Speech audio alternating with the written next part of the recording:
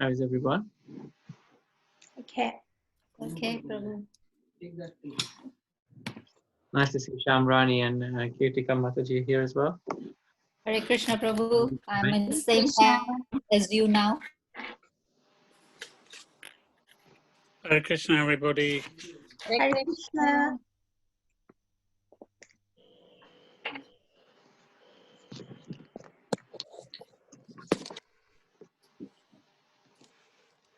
Okay.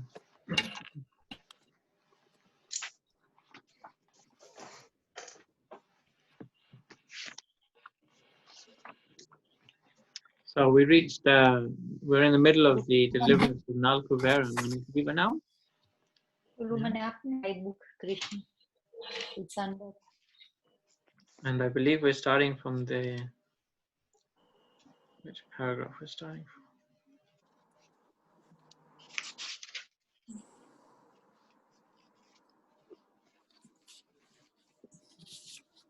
Does anyone know? We starting from sage Narada therefore contemplated that the two demigods should remain for 100 years. Yeah. Okay, yeah, I found that. Cool. Anyone volunteering for reading this week? Let's try and have some people who haven't read before or haven't read for a while. I read today, Prabhu, but I still haven't found where we stopped. Apologies. So I'll probably go second if that's okay. Yeah, sure. We have a Jay Prakash Prabhu who's reading first. Enthusiastic as always.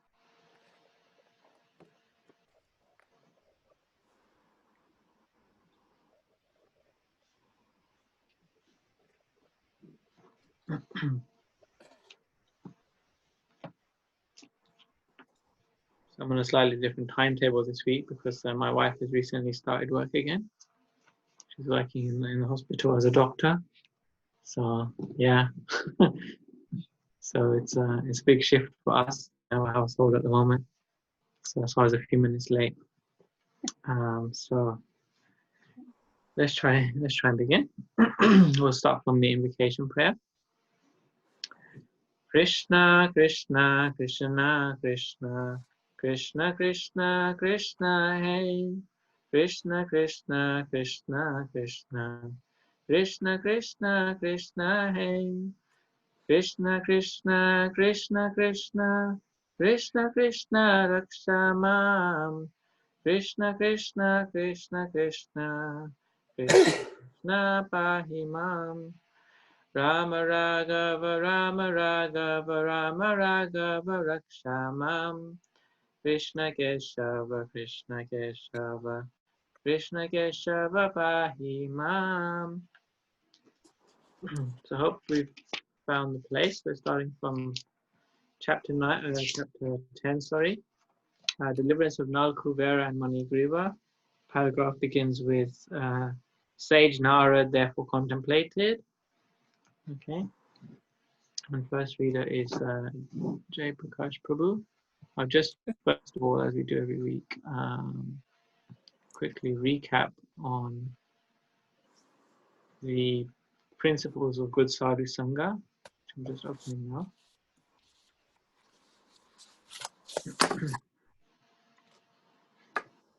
And we've reached principle number 11, I believe. So 11th principle of good sadhu sangha: don't accept blindly, bring up your doubts, confusions, and misgivings. So of course this isn't a class format, as you know, familiar. This is a really wonderful opportunity which we can reveal things we're not sure about, things which we're learning about, bring up doubts, bring up any confusion or misunderstanding you may have, and then we'll try and discuss those things.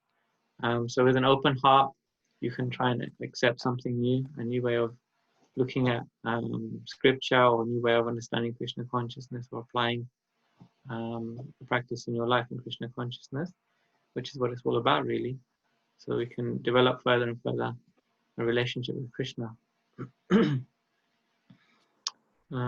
So yeah, if I don't know the answer, then we've got other devotees in the group who will know?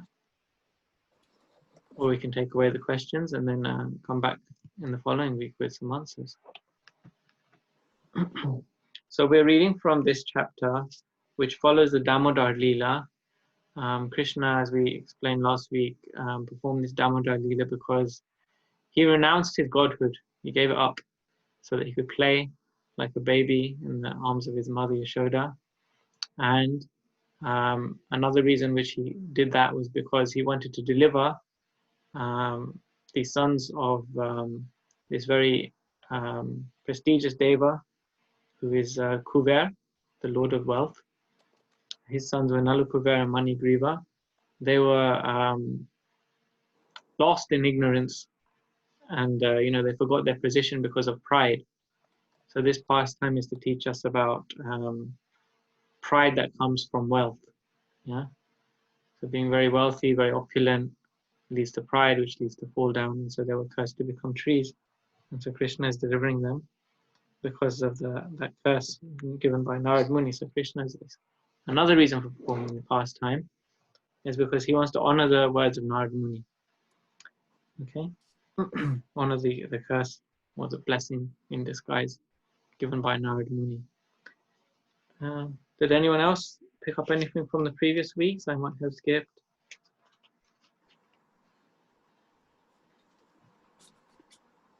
There was quite a lot of discussion last week, wasn't it? Not as much reading, lots of discussion then. So interesting week last week. And also, yeah, so we also read about we had the glories of the Srimad Bhagavatam, and there was a nice presentation from Divyanam Prabhu on that Srimad Bhagavatam. So that was last week. So Prabhu, I'd like to invite you to start. Okay. Sage Narada therefore contemplated that the two demigods should remain for 100 years in the time of the demigods in the form of trees. And after that, they would be fortunate enough to see the Supreme Personality of Godhead face to face by his causeless mercy, and thus they would be again promoted to the life of the demigods and become great devotees of the Lord. Mm-hmm. Okay. Continue? Yes, please, Prabhu. After this, the great sage Narada returned to his abode, known as Narayana Shrama, and the two demigods turned into trees, known as twin Arjuna trees. The two demigods were favored by the causeless mercy of Narada and given a chance to grow in Nanda's courtyard and see Lord Krishna face to face. Although child Krishna was bound up to the wooden mortar, he began to proceed towards the twin trees in order to fulfill the prophecy of his great devotee Narada. Lord Krishna knew that Narada was his great devotee and that the trees standing before him as twin Arjuna trees were actually the sons of Kuvera. I must now fulfill the words of my great devotee Narada, he thought. Then he proceeded through the passage between the two trees. Although he was able to pass through the passage, the large wooden mortar struck horizontally between the trees. Taking advantage of this, with great strength, Lord Krishna began to pull the rope, which was tied to the mortar. As soon as he pulled the rope, the two trees with all their branches and limbs fell down with a great sound. Out of the broken, fallen trees came two great personalities, shining like blazing fire. All sides became illuminated and beautiful by their presence. The two purified personalities immediately came before child Krishna and bowed down to offer the respects and prayers in the following words. Okay. So you can see here how this curse was a blessing, actually. Yeah, because saintly people, they don't curse because out of envy or out of hatred to anyone. And sometimes we experience, if we have a spiritual master, or if we have a mentor or someone who's guiding us in Krishna consciousness, they may use strong words or reprimand us if we are doing something which isn't quite right. And we can always take that in one of two ways. We can either take it as a blessing or as a curse, you know. Why do I have to be condemned to listen to this person? You know, or we can just take it as like, you know, this person is going out of their way to instruct me, to help me. They may be putting me through some difficulty, but it's for my purification, isn't it? So we want that. We want to become purified from this conditioned life in, like, you know, the dreaded age of Kali. Just in the same way that Narad Muni here, he saved these two demigods. They were in such a great position, but he saved them from their like hellish behavior. So it didn't matter that they were demigods. The fact that they were behaving in the wrong way meant they needed some purification, some correction. And they got the best blessing of all, isn't it? What blessing did they get? Anyone say? They would be rescued by Krishna. They were? They would be rescued by Krishna, or they'll be able to see Krishna, and who will basically take them away from this curse, bring them into the next phase of their lives. Yeah. They got the blessing to see Krishna. That is actually so amazing, isn't it? We think, okay, just to see someone is not such an amazing thing, but to see Krishna is actually really, really amazing, huh? Like, anyone have any thoughts on that? Yeah, Hare Krishna. Hare Krishna, Prabhu. On Narad Muni side, they were cursed for correction Yes. as they were not behaving themselves. They did not behave themselves. And on a Krishna side, they got a lot of mercy. Yes. That's right. So from one side, they got a correction, and other side, they got a mercy. It's like Yashoda Mai got, you know, when rope was 2 fingers too short, and over on her side, and from her child's side, means Krishna's side, mercy. That's my comparison anyway. I don't know. Yeah, that's right. So there's always two sides. Yeah. We can look at things in different ways. Prabhu, can I say something, Prabhu? Yes, please. Just a kind of reflection. So far we've been seeing Krishna killing demons, and all the demons, they all have, they represent an anartha. But over here we see the two sons of Kubera. So they do represent anartha as well, but they are not envious of Krishna, or they are not demons as such. So it's a slightly different perspective, isn't it? So they are being delivered by Krishna as well, but in a slightly different way. So they are not demons.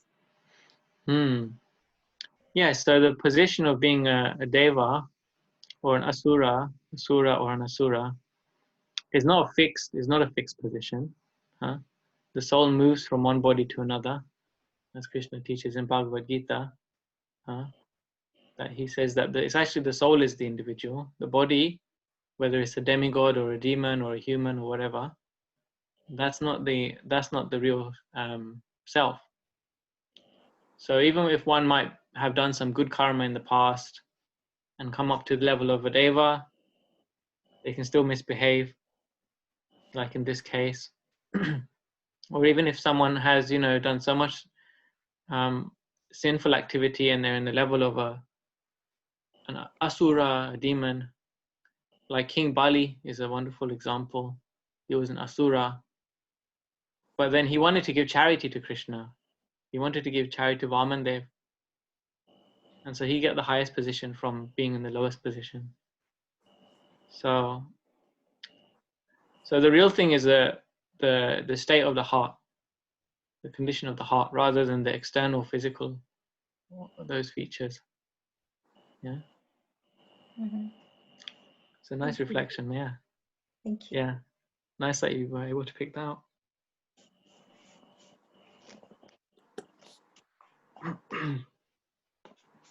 So I was just thinking about, so the ability to see Krishna face to face, this is actually such an extraordinary thing, huh?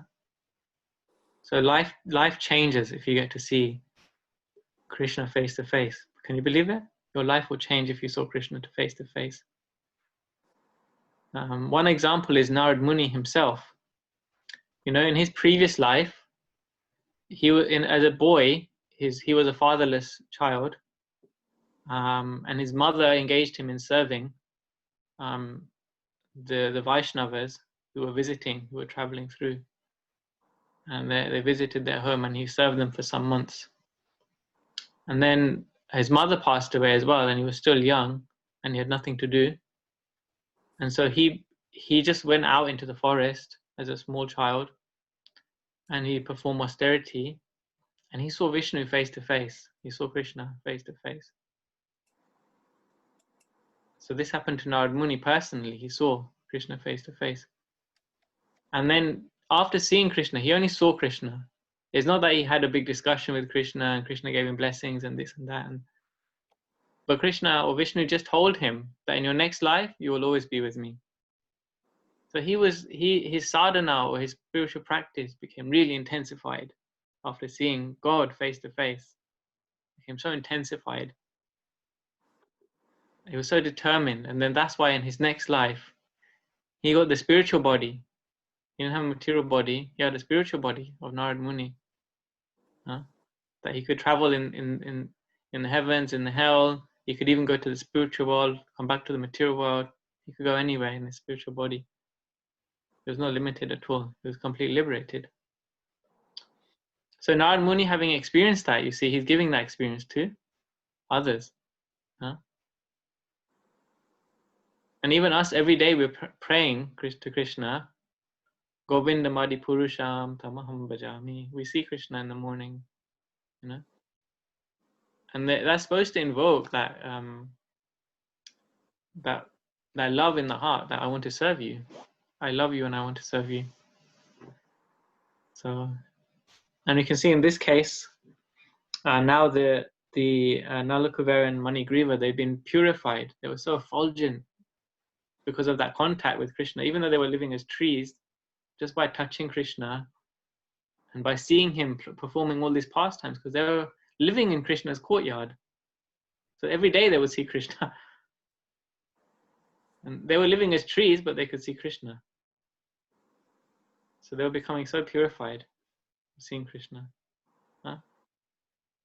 So just imagine if we could have that kind of approach every day when we see the deity.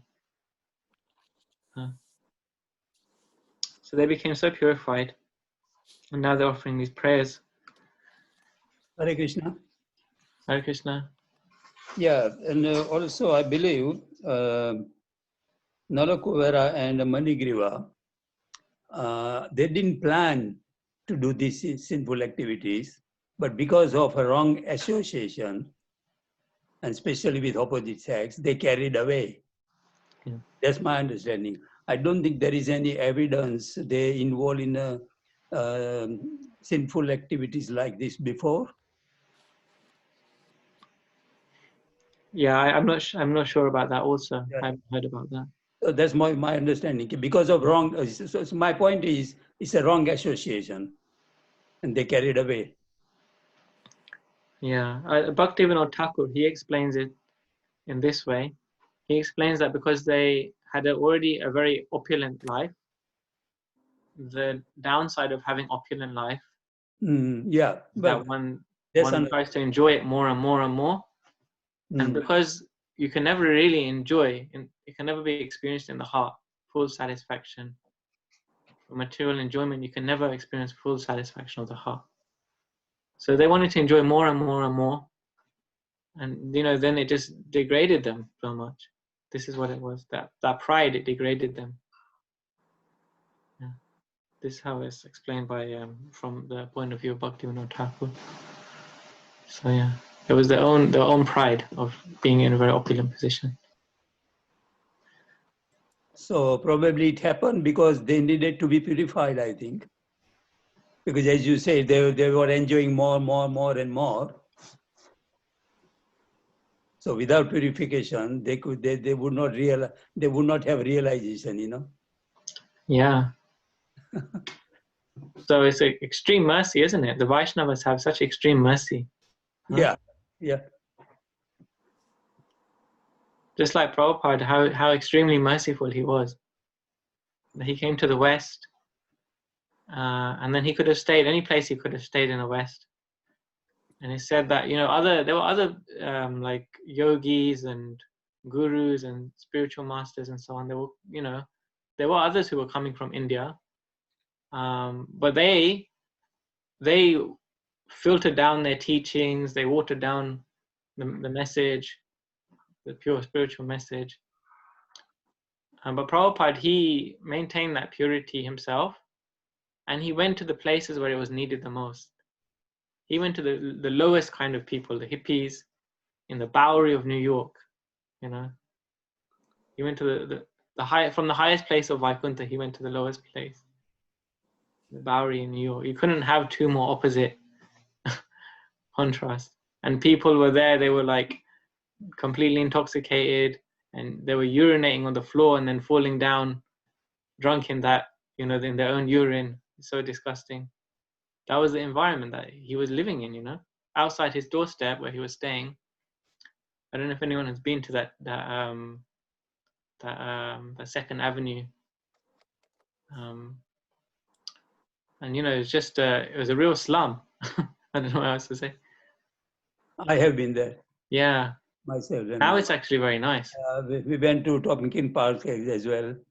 Yeah. The tree, he sat under the tree and did kirtan. Yeah, now it's actually a nice place. I went some years ago. Yeah. It's really it's kind of up and coming, kind of hip place, you know. There was a real slum at that time. You wouldn't want to go there. Or kind of, you know, Prabhupada, they tried to, even the person he was staying with tried to kill him, you know, because he just like was out of his mind. The guy, he liked Prabhupada. One day he just took too many drugs and he was out of his mind. So Prabhupada had to deal with this type of thing, you know. Can't imagine what it's like. And he was an elderly gentleman. So this was his mercy. This is the mercy of the pure devotees. Just like that, in the same way, Narad Muni here, he knows that this is going. He wasn't like accidentally walking there, but he knew that was going on, and he went there and he cursed them, so that they could see Krishna, because he experienced for himself what it was like to see Krishna. Yeah. Sorry, I guess I'm going on a little bit now. So I'd like to add something about Srila Prabhupada. yeah. He everything what he did in the West, he taught by example, everything to fulfill his goal. Not a single thing you see out of, you know. So it's not just a philosophy. He taught in a very practical way, yeah. Yeah. Very practical.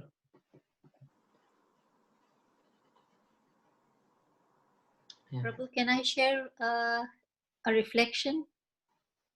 Yeah, sure. What I understood from here, that when a saintly person casts their eyes on you, or even if they curse you, it is for your benefit, and it shows their mercy. Yeah. Hare Krishna. And we find that in this same pastime, there's a prayer by Satyavrata Muni, which we sing, the Damodar Astakam. And even he has that same prayer. Huh? I can't remember the whole verse. He says, Kripa Drishti. How does that? Does anyone, I think, you know, Linisha? Kripa Drishti Vrishyati Dina Bathanu. Yeah. Yeah. Grahane Shamam Agnyam. Yeah, something like that. I forgot the last. Right. Wow, you remembered. So far away from Kartik. So we sing every day in Kartik, isn't it? This song. She's been Yeah. practicing. She's been practicing. Say that first line again. Kripa Drishti. Oh, it's Kripa Drishti Vrishyati. Yeah. Now, Deena Bhatani. So this is what we want. We want this Kripa Drishti. We want the merciful glance. Huh? Krishna was giving that merciful glance. Yeah. Or even the sadhus, they give that merciful glance.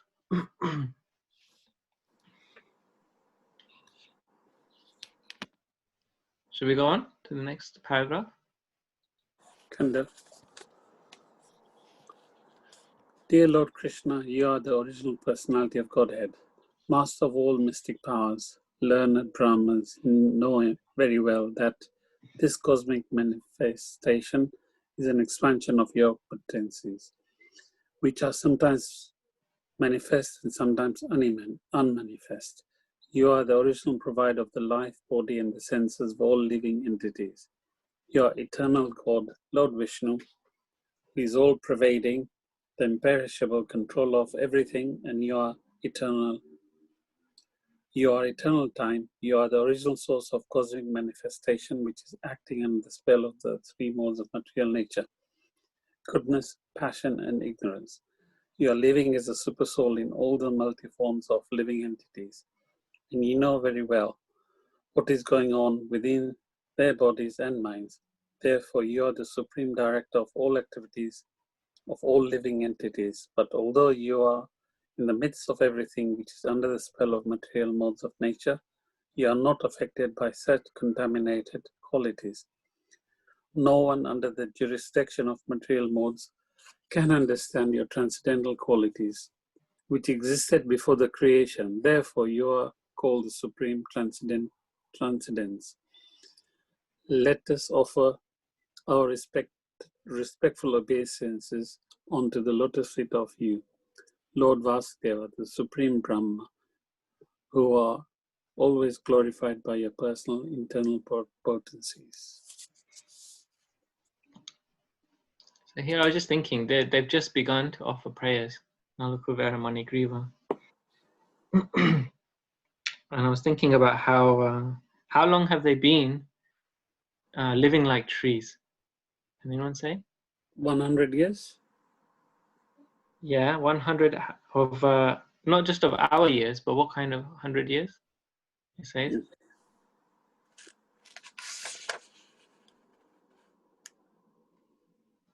Is it Brahma years, Prabhuji? So it's 100 years of the demigods. So every every planetary system has its own time span. Yeah. Every species even has a time span. So it's considered like 100 years is considered like a time span of life. So like trees, they live for a lot longer than humans, isn't it? Ordinarily, isn't it? Yeah, you can find trees that have been around for hundreds of years, 500, 600 years in some places. But these trees, they were there for 100 years in the time span of the demigods, right? So I was just thinking, now manage if you just think of a situation where if you maybe as a child, or if you've been punished, you know, and you just like, and it just goes on, it just goes on and on. This is 100 years of punishment, a lifetime of punishment, not a human lifetime, not even a tree lifetime, but a demigod lifetime of punishment. 100 years, you know. And then for some small time, how old is Krishna? Maybe, I don't know, 5, 6 years. How old is as a young baby, maybe less than 5 years old. So for 5 years, you've seen past times of Krishna. 100 years of a demigod, you've been living as a tree under punishment. Then for that fraction of that time, you've seen Krishna's pastime. If immediately you're freed, how would you feel? Would you feel that was horrible? Like, you know, that was awful. I probably would. I mean, if I'm honest, I would just be like, enough with that. You know, thanks, Krishna. But I just find it amazing how they've begun their prayers, you know, because this is like what this is how their opening statement after living as a tree for 100 celestial years, and then seeing a few years of Krishna's pastimes, earth years, and they're just like full of like this, you know, they just want to glorify Krishna, huh? They're just offering so much praise to Krishna about his majesty, isn't it? Saying what things do they point out about Krishna? This is like, you know, it's like they've been suffering there, but they've been actually meditating for a long time until this opportunity to say something to Krishna, because they knew that Krishna is coming, right? Now I told them. So what things can you pick out from these wonderful prayers? This is the 100 years of celestial meditation.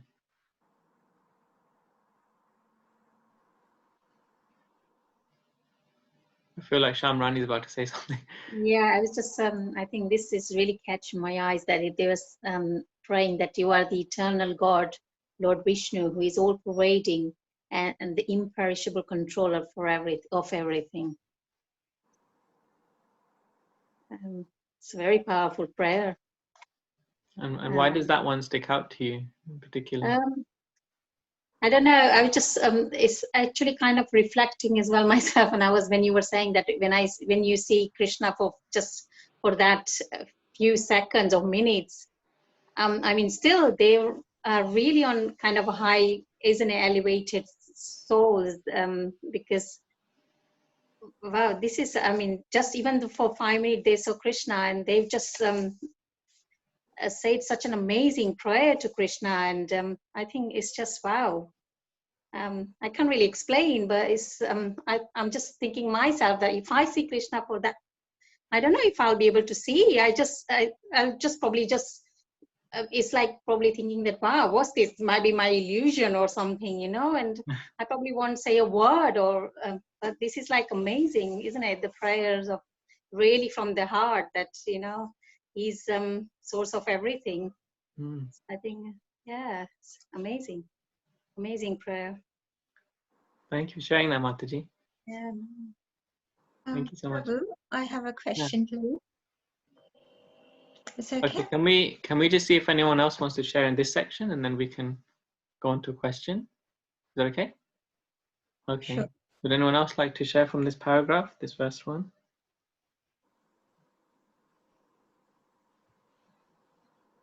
One that I sort of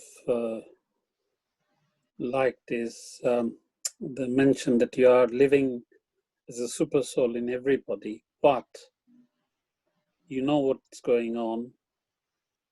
But although with that knowledge, you're still not affected by what's going on. You're completely separate from the actions that mankind produce, and you're not sort of contaminated by the qualities of whatever people are performing, whether it's good or bad. How did that one? How did you resonate with that one in particular? Was that something that stood out for you? It's basically saying that the super soul is within us, and we are not. We can't even recognize that that super soul is within us. So whatever you're doing, thinking, you know, you should be affected by the actions you're taking, but because of the material sort of contamination that we have, you sort of somehow, Maya sort of makes you ignore that bit, saying there's a super soul within you. So, you know, be careful with what you do and how you think, even your thoughts are, you know, Krishna knows your thoughts as well, let alone your actions. So it's quite powerful, that. Yeah, amazing. Thank you. That's a really nice one as well.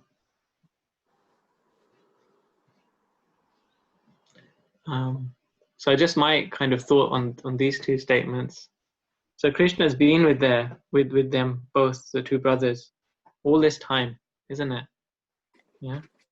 Mataji said that you know, he's all pervading, he's in control of the whole situation, And the next sentence, the last part of that sentence you read, Mataji, was that he's eternal time. So Krishna has been sitting with them the whole time. And not only that, Prabhu elaborated further that he is the super soul in the heart. You know, that he knows everything, even what we're thinking, isn't it? And so they actually, so what comes out for me is that they knew Krishna was there the whole time with them. They didn't feel that alone. They didn't feel that that kind of, you know, sometimes if things don't go your way, you just think, oh, Krishna, why, why, you know, I tried my best, I tried everything. They were like the opposite. They were like, you know, they did the worst thing they could do in the best situation you could have, in a wonderful situation, very high birth in the material world. They could have made something great of it, and they did the worst possible thing. And then they came to this realization, actually, Krishna's with me all the time. He understands my heart. And Krishna's not, Krishna was neutral to it all. I really like, this reminds me of the, I don't know if anyone heard the Janmashtami class last week by Radhanath Swami. I found that his opening statement in the class was really amazing. It just reminds me of that, because he was saying how the super soul is in the, he's living in everybody's heart. He started from the beginning of the Krishna book, the prayers of Vasudeva Devaki, with how Krishna is living in everyone's heart. And he really emphasized his point about living, how Krishna is living in our heart. You know, like we are living in our house. Krishna is actually living in our heart. He's active there. Not that he's just, like we see in the picture, he's standing there, you know, with his instruments just kind of hanging up, just waiting there. But he's actually living in the heart. So we can actually really have a meditation that Krishna is living, what it means to be living in the heart. He's living there, but he's waiting to speak to us. So not only does he know everything we're thinking and so on, but he's actually waiting, living there, waiting to reciprocate with us. So let's come on to Panchali's question. She's been waiting very patiently. Haribol. Oh, yeah, Prabhu. Hare Yeah, Krishna. that's why, as you said, Krishna is living in our heart. And that's why our bodies are classified as a temple of Krishna, isn't it? Yeah, yeah, that's right. Yeah, so we put tilak on the body to decorate the body like a temple, isn't it? To honor the body that this is a temple of Vishnu. Yeah. Thank you, Prabhu. Panchali, would you like to ask your question? Yeah, thank you, Prabhu Haripal. Just wondering, Prabhu, as to why they pray to Lord Vishnu and not Lord Krishna. I know he was born as in the form of Lord Vishnu from Devaki mother's womb, but in Vrindavan he becomes the original Krishna again, doesn't he? Or does he remain in his Vishnu form? So just wondering as to why they pray to the Vishnu form and not to the Krishna form.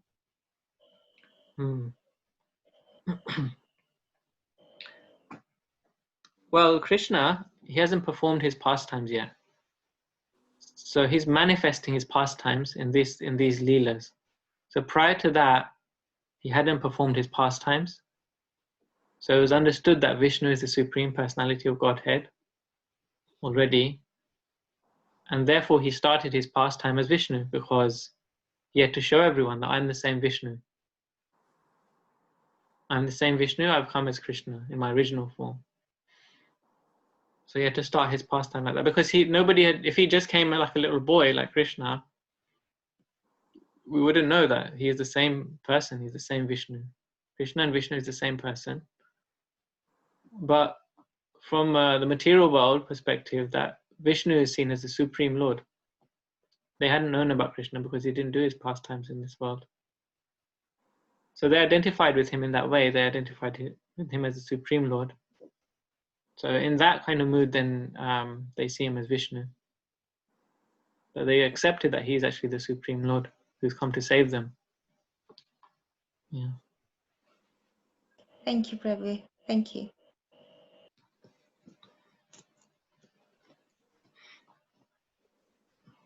Also, the word Vishnu, it also means all-pervading. So Prabhupada has written, you are the eternal God, Lord Vishnu, who is all-pervading. Because the meaning of Vishnu is all-pervading. Okay. Okay. Thank you. Maybe we can have the next reader now. Who's number 2?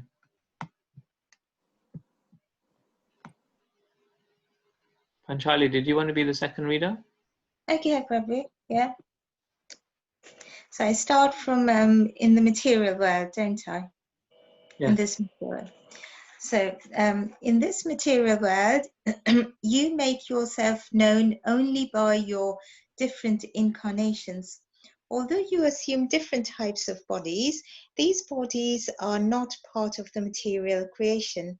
They are always full of transcendental potencies of unlimited opulence, strength, beauty, fame, wisdom, and renunciation.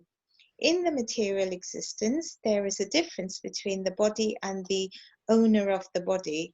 But because you appear in your original spiritual body, there is no such difference for you.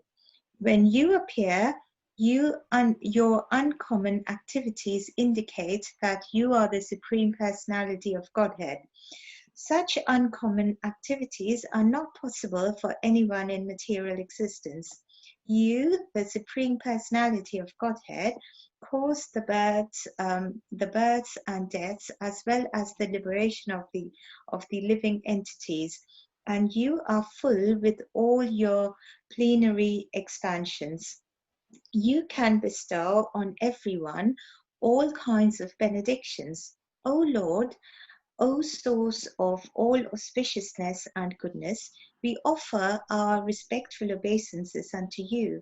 You are the all-pervading Supreme Personality of Godhead, the supreme source of peace, and the Supreme Personality in the dynasty of Lord Yadu. O Lord, O Father, known as Kuvera, the demigod, is your servant. Similarly, the great sage Narada is also your servitor, and only by their grace have we been able to see you personally. We therefore pray that we may always be engaged in your transcendental loving service by speaking only about your glories and hearing about your transcendental activities. May our hands and other limbs be engaged in your service, and our minds always be concentrated at your lotus feet, and our heads always bowed down before the all-pervading universal form of your Lordship. Thank you. Very well read. Thank you. You should volunteer more often. Thank you, Prabhu Haribol. We do have some wonderful readers in this group. So anyone have thoughts on this? I think you've all shared some really nice points. Don't be shy. Continue.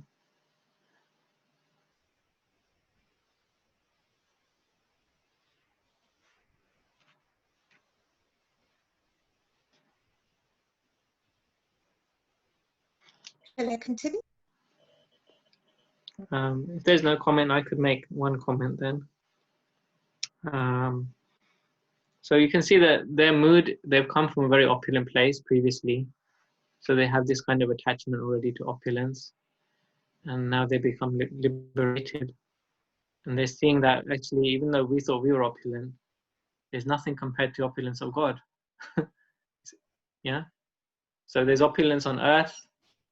You know, we see people with flashy cars, with big houses, you know, big estates, and so on and so forth. Nice, you know, luxurious clothing and so on.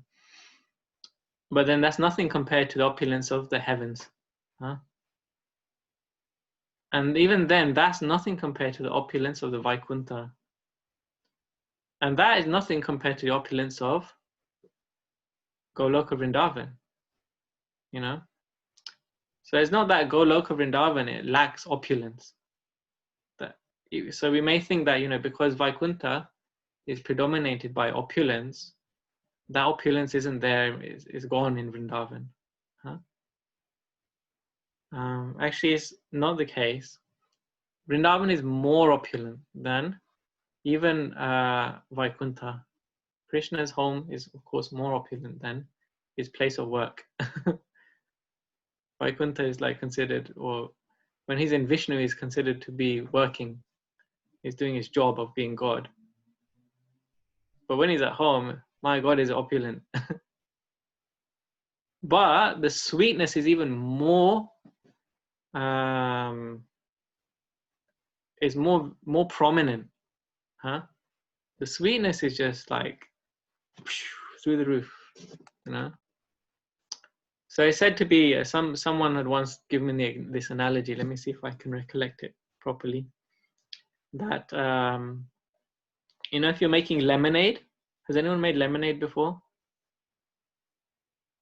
Yeah, I can see a little bit of like movement. Yeah, okay. Shamrani's made lemonade. How is it? How do you make lemonade, Shamrani? Please enlighten us. Okay, so it's the lemon, and sometimes you use the fizzy water, sugar, Okay. Sugar, fizzy water, lemon. and a bit of salt I put. Yeah. So it's compared that you have on one hand you have opulence, and on another hand you have sweetness. Yeah. So try and follow this analogy of lemonade now. So in lemonade you have to have salty and you have to have sweet also. Yeah. So if there's not enough salt, if there's not enough salty, it won't really be like lemonade, right? It will just be like a sugar drink. But if there's only lemon, if there's only the salty and the how do you call lemon, like citric flavor, then there won't be any sweetness, right? So that comparison is given in Goloka Vrindavan and in Vaikuntha. That, you know, there's already so much opulence. There's, you know, like in lemonade, there has to be that lemon flavor, there has to be the salt flavor, there has to be that flavor. There's already so much opulence. But lemonade is known for being sweet, isn't it? So that sweetness is more prominent, or is the essence of the drink. It's a sugar drink, but it's not sugar drink on its own. So what they're focusing on here in this prayer is they're just seeing more of the opulent aspect of Vrindavan. Like we have that prayer, what is it? Vrindavana Ramyastana Divya Chintamani Dhamma. How does that go? What's the next line? Ratna. But this is a very nice song. It talks about how opulent Vrindavan is, and even more than that is the sweetness of Vrindavan. If you get the chance to hear that song, Vrindavan Ramyastana, because this is the playground of God, playground of Krishna, Vrindavan. That's his Ramyastana. That's his place of enjoyment. So it really brings out that point nicely about how there's so much opulence, but even more, there's sweetness. So the prayer here is more focused on the opulence. Shall we have the next reader now? So we've got quite a few volunteers this week. Who is going next? Will it be Linisha or Shamrani? Lanisha, you can go. Okay, Mataji. When the demigods Nalakuvera and Manigriva finished their prayers, the child, Lord Krishna, the master and proprietor of Gokula, bound to the wooden grinding mortar by the ropes of Yashoda, smiled and said, "It was already known to me that my great devotee Narada Muni had shown his causeless mercy by saving you from the abominable condition of pride due to possessing extraordinary beauty and opulence in a family of demigods. He has saved you from gliding down into the lowest condition of hellish life.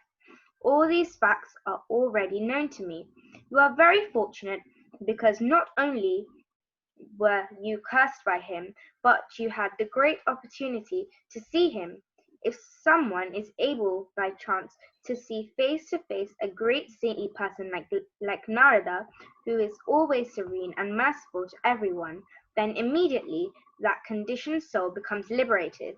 This is exactly like being situated in the full light of the sun. There cannot be any visionary impediment. Therefore, O Nalakuvera and Manigriva, your lives have now become successful because you have developed ecstatic love for me. This is your last birth within material existence. Now you can go back to your father's residence in the heavenly planets, and by remaining in the attitude of devotional service, you will be liberated, and in this way. In this very life. The last part. After this, the demigods circumambulated the Lord many times and bowed down before him again and again, and thus they left. The Lord remained bound up with ropes to the grinding mortar. Thus ends the Bhaktivedanta purport of the 10th chapter of Krishna, the deliverance of Nalakuvera and Manigriva. Thank you, Lanisha. Okay. Would anyone like to share some points from this paragraph?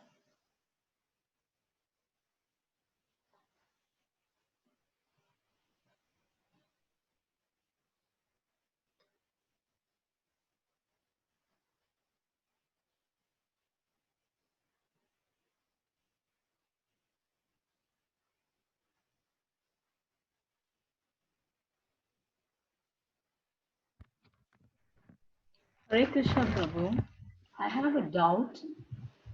Can I Where ask it now? the voice coming from? It's hard to see where the voice is coming from. Sorry. Oh, It's me. okay. I have a doubt, Prabhu. Like how do you call it? Akashvani. Divine voice. No, it's not divine voice. Actually, I was under impression that even though if we go to heavenly planet, we will stay there for some times and we will come back to the material world, and then again we have to be liberated from here. Is that the same for demigods planet as well, Prabhu? So if I understood the question, so you can go up to the heavenly planets and you have to come back down and go up again and down. So can you only be liberated from the Earth planet? Is that your question? Yes, Prabhu, yeah. That's my question, Prabhu. So it's not an easy one to answer. There are different answers given.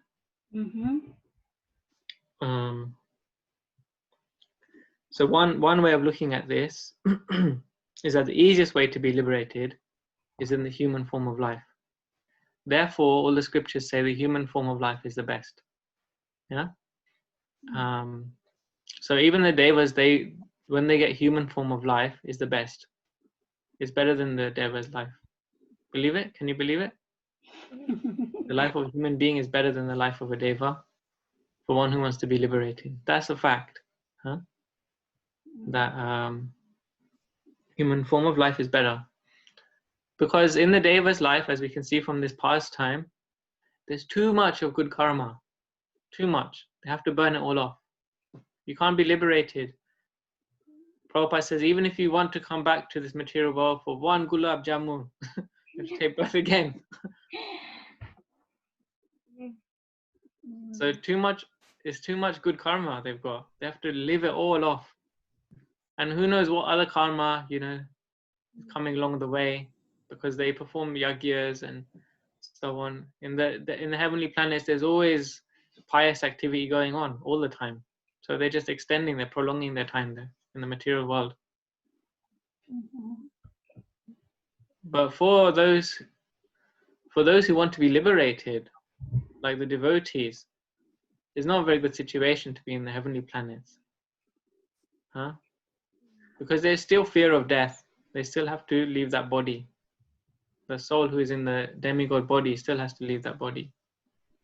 And similarly, when they're in the hellish planet, someone is in a hellish planet, it's too much suffering, too intense, can't think of Krishna. Too much enjoyment, can't think of Krishna. Too much suffering, can't think of Krishna. So being in the middle, like in the Buddhism, they say the middle ground, take the middle path. So human life is like that, it's in the middle, There's some suffering and there's some enjoyment. The suffering is not too disturbing, and the enjoyment is not too disturbing. It's not too much like heaven, not too much like hell. And in particular, if we want to make it more relevant, then in this day and age, this Kali Yuga is very special. because this is the Kali Yuga in which Chaitanya Mahaprabhu has come as a Karuna avatar. And the Devas are lining up. They're lining up. There's a line, traffic line, you know, of Devas who want to be born in the Sankirtan movement. Prabhupada said this.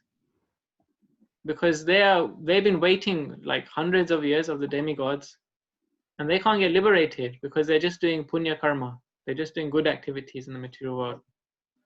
But Chaitanya Mahaprabhu, just by one human lifetime of chanting, is giving Golokera Premadan. He's giving the wealth of the spiritual world. He's giving love of Godhead. He's giving Krishna Prem. So they're lining up for Krishna Prem, the demigods. They want to be where we are right now. So you can tell me, what do you think is the answer, Mataji?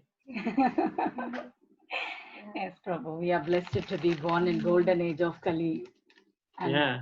So this Krishna is the Gaura Kali.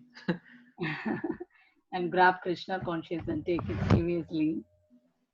Get liberated. Thank you, Prabhu. Yeah. So the demigods, they can get liberated, but they only get liberated when Brahma gets liberated. So they have to be waiting, and because Brahma's life is even higher, Satyaloka is even higher, they have to wait until he's liberated. So that's why in this past time, we see that these devas, they didn't go back to the spiritual world. They went back to the planet of Kuber, their father.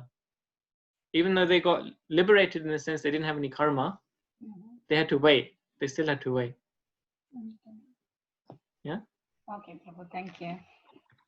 Prabhuji, can I ask a question, please? Yeah? Where did that come from? Oh, yeah. I'm not Akash. Hiding behind the screens now. Hare Krishna. Hare Krishna, Prabhuji. The ultimate aim of our life is not liberation, Prabhuji. Isn't it? Because Gajanand also first he asked for liberation, and then he said that the ultimate aim is to be a devotee to get Krishna Prem. Yeah. So then they are getting liberation, which is not the highest. So they're getting devotional service, which means they're liberated. So the sentence says, just in the one before last paragraph, it says, now you can go back to your father's residence in the heavenly planets, and by remaining in the attitude of devotional service, you'll be liberated in this very life. So they got Krishna Prem, they got devotional service, and therefore they were liberated. Yeah? Yeah. So true liberation isn't the highest thing. Devotional service is the highest thing. But factually speaking, you cannot do devotional service in a conditioned state. You can do it in a liberated state. So one who is liberated, they're doing pure devotional service. So they go hand in hand together. Yeah. So then do you ask for liberation, or I'm confused now, Prabhuji? So if we ask for pure devotional service, that's the same as liberation. Because that's acting in a liberated state. So we can be inactive in liberation. That's called Brahman. Or we can be active in liberation. That means we can have a relationship with Krishna. So that's even better. Haribol. Hare Krishna. Yeah, it's a liberation. It's not really one type of liberation. I think Mataji, that's why confused. Because he thinks liberation is just one liberation, one type. Whoever liberated, they go to just one place. But liberation is not only one type of liberation, is it? Yes, Prabhu. Yeah.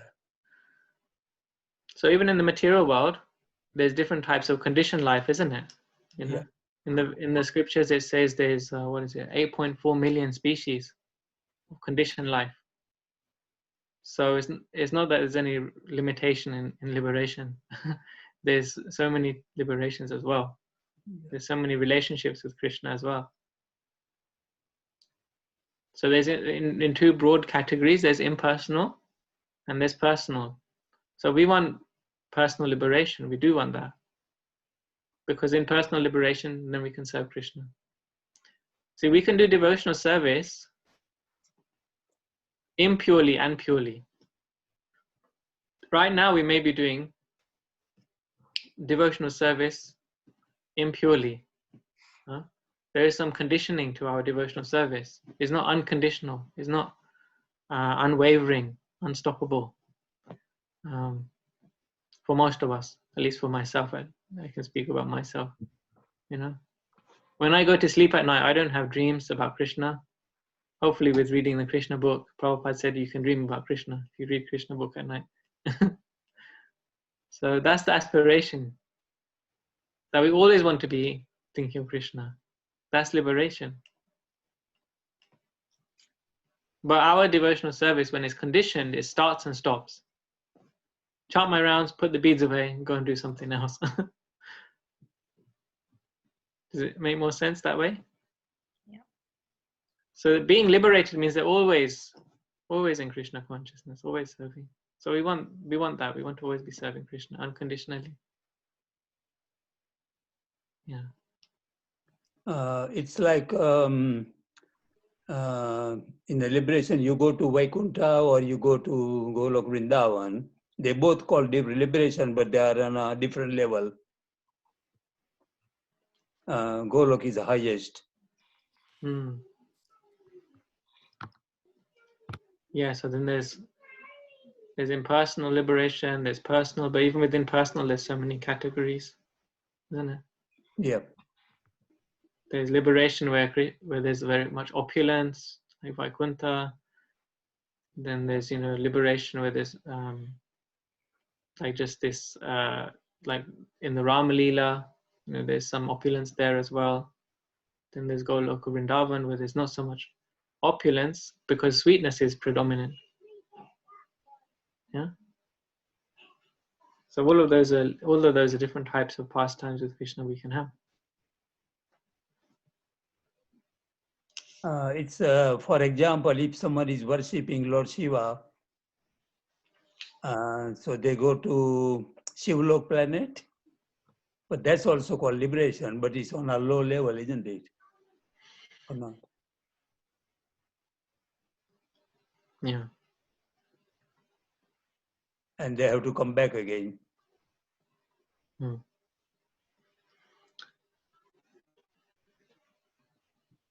Priti's got her hand raised. Hare Krishna. Hare Krishna, Prabhu. Hare Krishna, everyone. This when Brahma's life ends, does he fall back on Earth? Like, Yeah. did he want to get that position and then he comes back down? Yeah. Yes. Say that again. When Lord Brahma's life ends, does he come to earth? Is that Does he come to Earth because he wanted that position? That's what he desired, just like other demigods may have desired. And then at the end of their life, they come back. I mean, I've heard that they like they would in the end prefer the human position because they realize it's direct to the eternal. But yeah, even like Brahma's position is temporary. It's not. It's not in the eternal sky, eternal spiritual sky. It's in the material. So in Brahma's situation, he's in this our particular Brahma, the Chaturmukha Brahma. He is a devotee of Krishna already. So he's in Krishna consciousness. In fact, he is the Sampradaya Acharya. There's one lineage of disciples which come from Lord Brahma because he is the Acharya. So he is a devotee. So he will go back to Godhead, remaining a devotee. At the end of his life, the universe ends. And so he goes back to Godhead, and all the devas, they also go back to Godhead who are devotees. If in the case that there is a Brahma who is not a devotee, then he does have to be born in some other universe, or some other place at the end of their life, just like anyone else.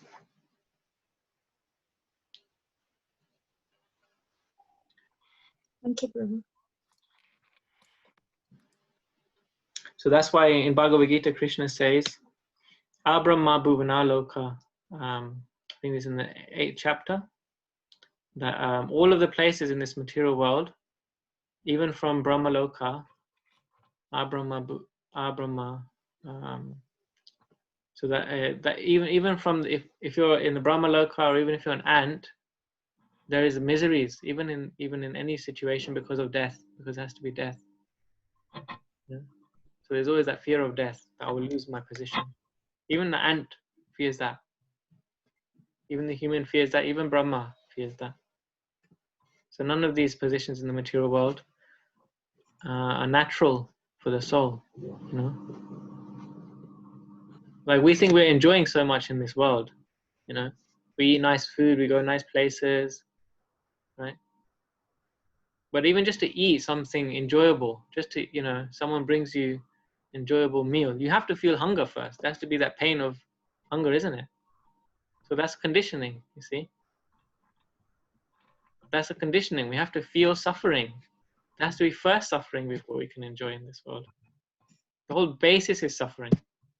That's the fact. It's not a place to stay, the material world. It's a place of suffering. Then when we get some nice food, oh, that was so enjoyable. It's only because we have suffering so much that we enjoy it. That's not real enjoyment. That's not. That's just removal of suffering. That suffering of hunger is gone, and then we think, oh, I'm enjoying so much. But if someone comes and they bring an even more delicious meal, you know, then they bring all the cupcakes with the cream on the top and the cherries and everything, and you've just had a big meal. No, no more. So you can't enjoy anymore. So then you're limited as well. So that's why I said dukhalaya shasvatam. Huh?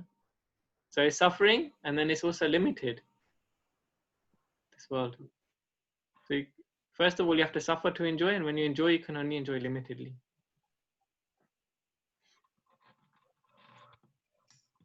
Hare Krishna Prabhu, I think I'm a bit confused. Can I ask something? Yes, please. So it's just going back to the Brahma question. So if Hare Krishna, can you hear me? Yes. So if he is a devotee, then so are all the other demigods as well. So they all have good karmas, and so as does Brahma. So why don't they go? So if Brahma goes directly back to Godhead, then the other demigods, in the similar way, they, you know, by default should go back to Godhead as well. So I don't know. I'm just a bit. So there are different types of activities. So we discussed this in the Bhagavad Gita classes. So maybe you'd like to. I go back there. Sorry, maybe I forgot. I'll summarize. So in chapter 3 in Bhagavad Gita, as explained, there are different types of activities. There is what is it called? It's called vikarma, which means sinful activity. Then there's karma, which means if you follow what the Vedas say and how to live in this world properly and nicely and behave with everyone well, even if you're not devotee, even if you're just a good person, you know, people think, well, why do I need to worship God? I can just be a good person. So that's called karma, which means just being good. And then there's akarma, that's called spiritual. So there's actually 3 levels, not 2. So you can do bad things, you can do good things, and you can do things which have no material impact, spiritual activity. So the in the hellish planets, the predominant mood is vikarma, sinful activity. Yeah, and in the heavenly planets, they're predominantly doing good karma. But only spiritual activity can take you back to Godhead. So whether you're in hell or whether you're in heaven, if you do spiritual activity, or even if you're in the earth, which is mixed, good and bad, vikarma and karma, doesn't matter where you are. The point is to do spiritual activity, akarma. Yeah? And that will take one back to Godhead, no matter where he or she is. Yeah, no, I remember. Thank you. Sorry, I should have referred to that. Sorry. No problem. It's a very good question. Thank you for asking. Hare Krishna Prabhu. Hare Krishna. Yeah, I actually have a question as well. So, you know Shiva, because Shiva was Advaita Acharya, I think he was Advaita Acharya when Chaitanya Mahaprabhu came on this planet. Then why is he not like? Did he not get Krishna Prem, or did like Krishna assign him a job, which is like temporary, and then after he goes back, or not? Very nice question. Very thoughtful question. So just replay that back. So Advaita Acharya, as we know we say this Panchatattva mantra before we chant, Sri Krishna Chaitanya, Prabhu Nityananda, Sri Advaita Gadadhar Shivasati Gaur Bhaktivinoda. So these are the 5 features of God. They're known as the 5 features of God. Yeah. In fact, there's even a book by one devotee called The 5 Features of God. The first, the beginning chapters of the Chaitanya Charitamrita, which talk about the pastimes of Chaitanya Mahaprabhu, they explain this. They're all 5 features of God. They're different features of the Supreme Lord. You know, so we now in our like theology, in our understanding of God, there's not just one aspect of God. There's 5. Mm-hmm. So because we're worshipping all the 5, we get the most benefit. So Krishna always comes with his liberated devotees. He comes with his spiritual entourage, just like a king. If he was going to come down to where you are in East London, if the Queen of England was going to come to East London, you know, she wouldn't use an Uber taxi, right? And just like step out and here's the Queen, you know. She would have a whole thing, you know. She would send all her people before to say that, you know, streets are all clean and everything's in order. And then, you know, she'd come with a whole entourage. And then, you know, they would put out the red carpet and then she'll come, right? Maybe. Yeah. So like that, Chaitanya Mahaprabhu, he comes with his entourage. He comes with his spiritual. So yeah, Advaita Acharya is coming because Lord Shiva is a devotee of Krishna. Vaishnavanam Yatha Shambhu, he said. That he is the greatest devotee. He says that of all the rivers, the river Ganges is the greatest. All the scriptures, Srimad Bhagavatam is the greatest. Of all the devotees, Lord Shiva is the greatest. This is the sloka. So he also wants to come in the pastimes. And so he gets the opportunity in the form of Advaita Acharya. Just like Narad, he gets to come in the form of Srivas Thakur. He wants to be there too. So they all want to be there. Is that okay? Yeah. Thank you, Prabhu. Yeah. Okay. Hare Krishna. Haribol.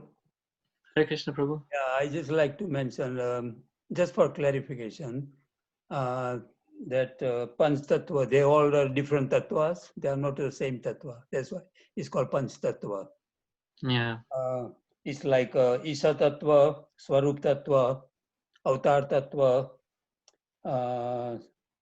Shakti Tattva, and Jiva Tattva. Yeah.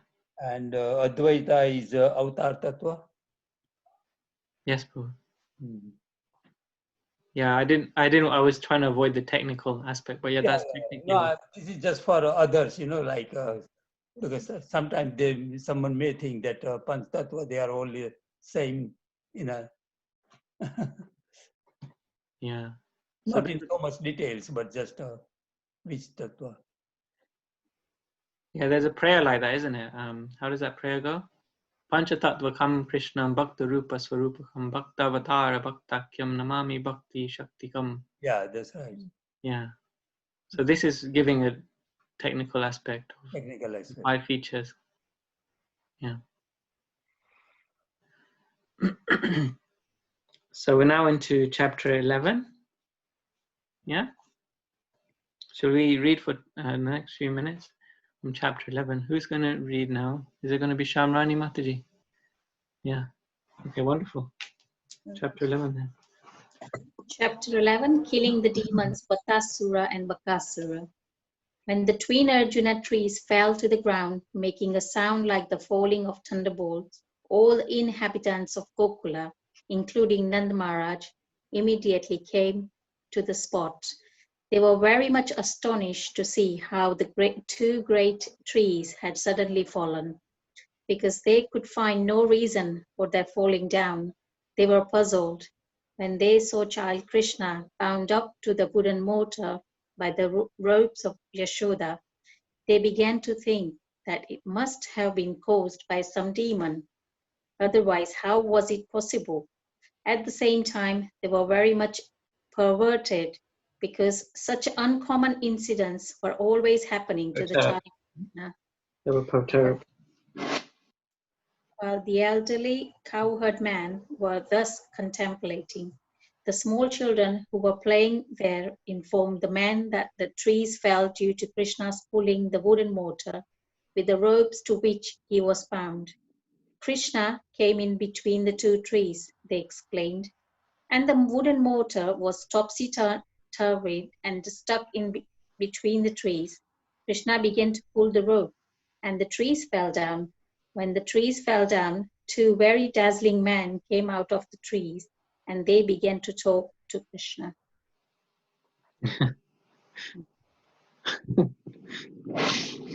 What do you think about this section, this paragraph?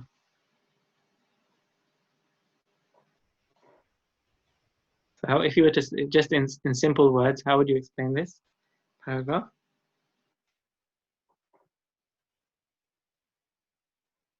Everyone was so shocked to see the two Arjuna trees fall down, and each of the Nanda Maharaj and the other people, they all think different things. So each of them were explaining their views. Yeah, I found it quite funny actually. Yeah. So the children are saying one thing, and then like the gopas, the coward men, they're thinking another thing.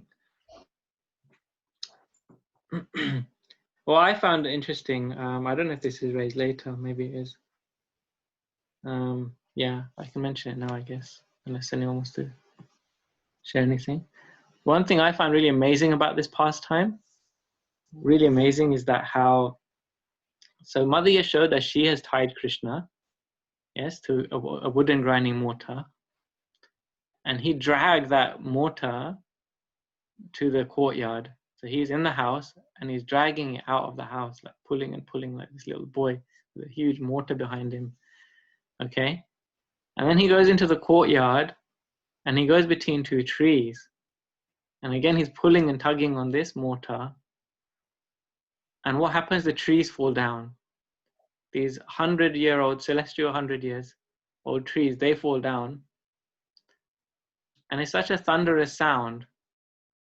Krishna is able to pull down these enormous trees, but he's still bound to the mortar. Isn't it funny? Yeah.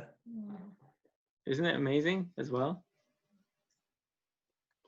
So the acharyas, they explain this.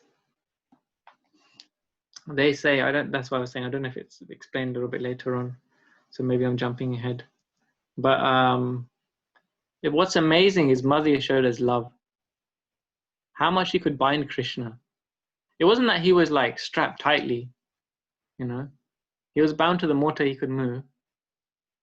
But he couldn't free himself. He wasn't strong enough to break the binding of her love. He could break enormous trees as a small baby, no problem. But he couldn't break the ropes of her love. This is an amazing thing. And so Acharyas also explain, Sanatana Goswami explains that,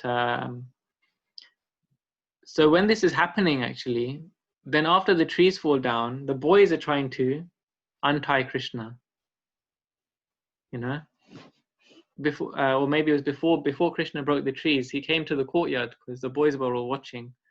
They tried to untie Krishna, but there They're Sakya Ras. They have a friendship relationship with Krishna. They couldn't break the ropes with their Sakya Ras, with their friendship.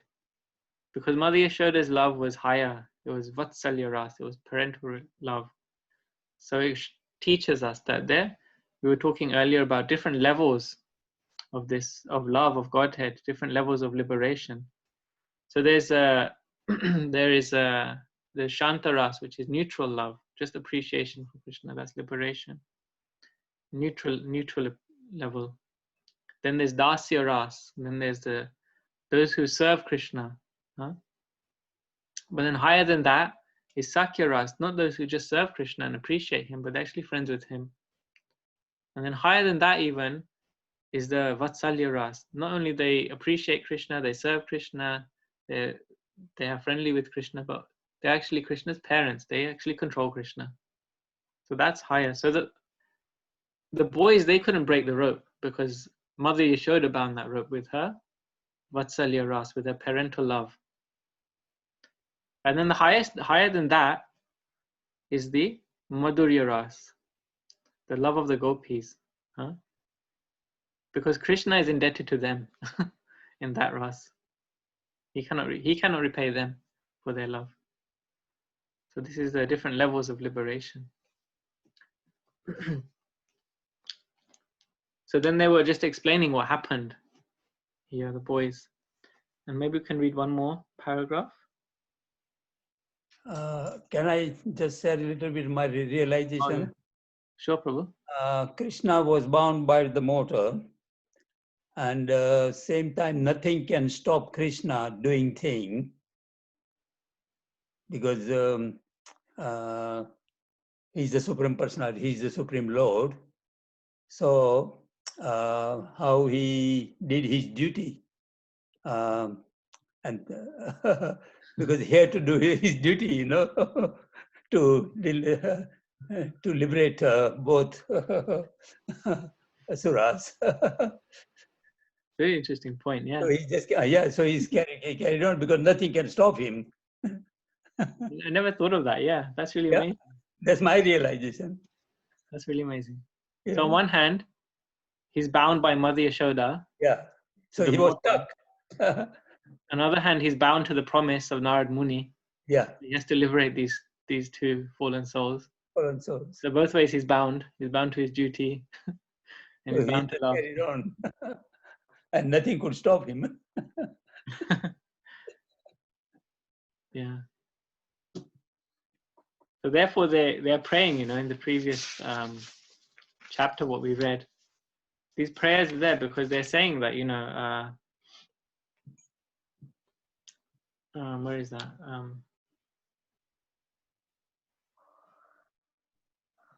Like, you know, he's not affected by, he's situated in transcendence. And he's like his personal internal potencies. They're always bringing out his glories. That was how it's explained in that prayer, in the first paragraph of the prayer, which he read. So his internal potencies are always glorifying him. So Mother Yashoda, she's glorifying him one way, binding him. Narad Muni, he's glorifying him another way by saying even if he's bound, he can do all these things. So they're realizing that themselves. These two devas, as they were kind of witnessing the past. And when he does this kind of lila for others, their faith increases always. Seeing this lila. Well, I think the next paragraph talks about that a little bit. Oh, right. Okay. Let's read that because this is very interesting. I think we're just coming up to time though. Yeah. Oh, okay. Let's read one more paragraph and then we'll end there. Okay. A few comments. Most of the cowherd men did not believe the statement of the children. They could not believe that such a things were at all possible. Some of them, however, believed them and told Nanda Maharaj, "Your child is different from all other children. He just might have done it." Nanda Maharaj began to smile, hearing about the extraordinary abilities of his son. He came forward and untied the knot just to free his wonderful child. After being freed by Nanda Maharaj, Krishna was taken onto the lap of the elderly gopis. They took him away to the courtyard of the house and began to clap, praising his wonderful activities. Krishna began to clap along with them, just like an ordinary child. The Supreme Lord Krishna, being completely controlled by the gopis, began to sing and dance, just like a puppet in their hands. It's a very sweet ending to the pastime, isn't it? Very, very sweet. Huh? So on one hand, the boys, they're seeing Krishna do all this like supreme mystic stuff. Boys, what is their like their bhav, you know? They want to see really amazing, like cool things, huh? It's like Krishna just came out of that house, he was all tied up and he broke these trees, and then these amazing effulgent people came out and they're like telling all their parents. And the parents just like, oh, you kids, you know? Because they're so much in that bhav of, you know, seeing Krishna do all this cool stuff. Hmm? And then the gopis, they're like very much in their mood. They have their bhav for Krishna, and you know they just pick him up and, oh, little baby, you know, he got, you know, are you okay? Is everything okay? Nanda Maharaj, he comes, oh my Krishna, he unties him. He's also in the Vatsalya bhav, so he can untie Krishna, just like Mother Yashoda can tie him. And then they're like, you know, playing with him like a little baby, and he's clapping his hands and he's okay, and they're all like, oh, he's fine. You know, Nanda Lala, he's okay. So there's a lot of like, it's a very sweet ending to this pastime. Huh? So much emotions go through this pastime. So they say, all's well that ends well. Yeah, this is like actors play on the stage, you know, and once play finish, they go back to their original position, Yeah. whoever they are. Yeah. So this is Diwali day in Vrindavan. This pastime happened on Diwali day, as we said in the beginning. That's right. So we're up to time now. Does anyone have any question or any final comments? It'd be nice to hear if anyone has any thoughts, any reflection. So this pastime ends here, and the next one will begin.